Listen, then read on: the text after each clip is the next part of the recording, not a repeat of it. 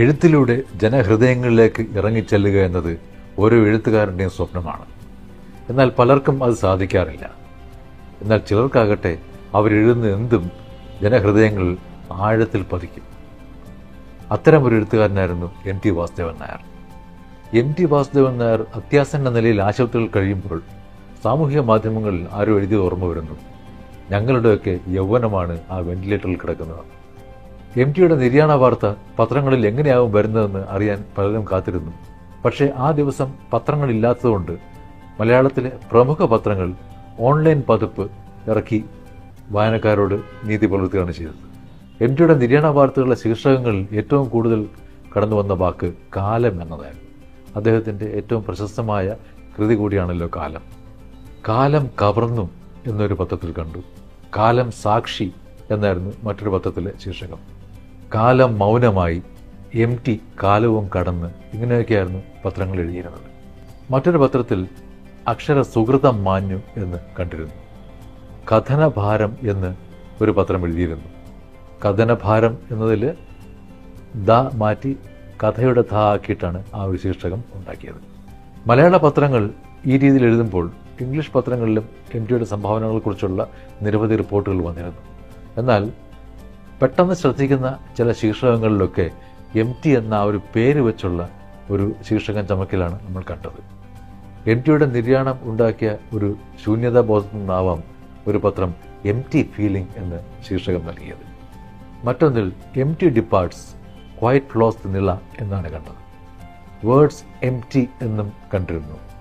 EMPTY ശൂന്യം എന്നർത്ഥം വരുന്ന ആ വാക്ക് ഉപയോഗിച്ചിട്ട് അതിൽ എമ്മും ടിയും മാത്രം ഒന്ന് വലുതാക്കി കാണിച്ചുകൊണ്ടാണ് ആ ശീർഷകം വന്നത്.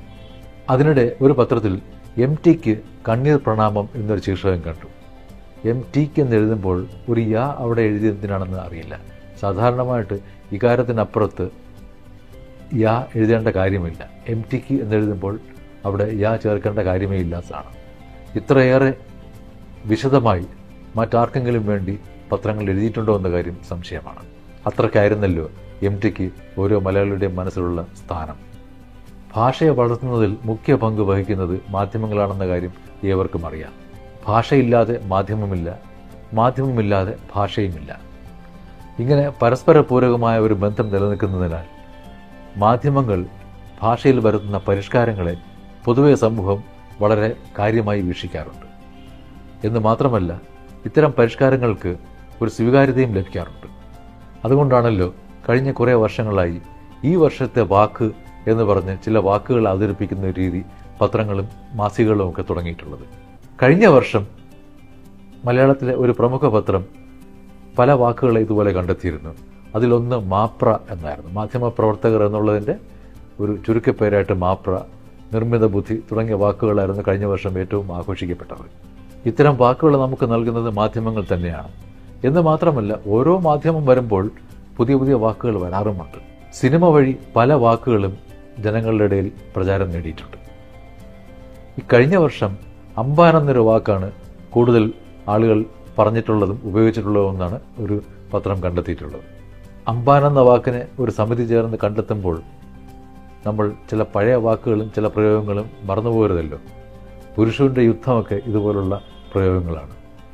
ഈ വർഷം വാഴ എന്നൊരു വാക്കും പരിഗണനയിലുണ്ടായിരുന്നു എന്നാണ് കേൾക്കുന്നത്. ഇതൊക്കെ സിനിമയിൽ നിന്ന് വന്ന വാക്കുകൾ തന്നെയാണ്. പറഞ്ഞു വരുമ്പോൾ കഴിഞ്ഞ വർഷത്തെ വാക്ക് എന്ന നിലയിൽ ഒരു പത്രം തിരഞ്ഞെടുത്തത് ഒരു സവിശേഷ തരം വാക്കാണ്. തന്ത വൈബ് എന്നാണ് അതിന് പറയുന്നത്. ചെറുപ്പക്കാരും മറ്റും ഉപയോഗിക്കുന്ന വാക്ക് എന്നാണ് പറയുന്നത്. ഈ തന്ത വൈബ് എന്ന് പറയുന്നത് മലയാളം വാക്കല്ല, തന്ത മലയാളമാണ്, വൈബ് ഇംഗ്ലീഷാണ്. ആ വാക്ക് സൂചിപ്പിക്കുന്നത് ചില ആളുകളുടെ മനോഭാവത്തെയാണ്. അതായത് ആധുനിക കാലത്ത് നമുക്ക് യോജിക്കാനാവാത്ത തരത്തിലുള്ള ചില നിലപാടുകൾ മുറുകെ പിടിക്കുന്ന ആളുകളെയാണ് ഈ തന്ത വൈബ് എന്ന് പറയുന്നത്. അവരുടെ ആ ശീലത്തെയാണ് തന്ത വൈബ് എന്ന് പറയുക. എന്നിട്ട് പത്രം തന്നെ പറയുന്നുണ്ട് തള്ള വൈബ് എന്ന് വേറൊന്നും ഉണ്ടെന്ന് പറയും. ഈ തന്ത വൈബ് എന്ന ഒരു കണ്ടുപിടുത്തം കാണുമ്പോൾ ഒരു സംശയം തോന്നി, അർത്ഥം ശരിക്കും എങ്ങനെയായിരിക്കും? അതുകൊണ്ട് ശബ്ദധാരാവലി തുറന്നു നോക്കി. അതിലാണല്ലോ നമ്മൾ അർത്ഥം തേടുന്നത്. അവിടെ കാണുന്നത് തന്ത എന്ന വാക്കിന് അർത്ഥം നൽകിയിരിക്കുന്നത് അച്ഛൻ എന്നാണ്.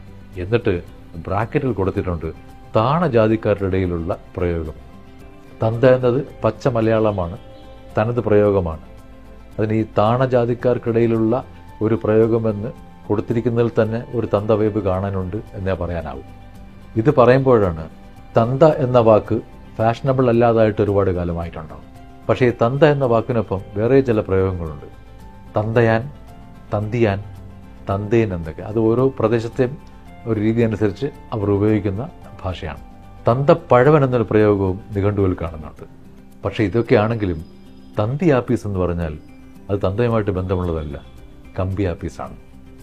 ഇങ്ങനെ വാക്കുകൾ നമ്മളെ പല രീതിയിൽ അത്ഭുതപ്പെടുത്തിക്കൊണ്ടിരിക്കും. അത് പഴയ വാക്കാണെങ്കിലും പുതിയ വാക്കാണെങ്കിലും അവ ഉണ്ടാക്കുന്ന വൈബ് എന്തെന്ന് അത് ഓരോരുത്തരും അനുഭവിച്ചറിയുമ്പോൾ മാത്രം നമുക്ക് തിരിയുന്ന ഒരു കാര്യമാണ്.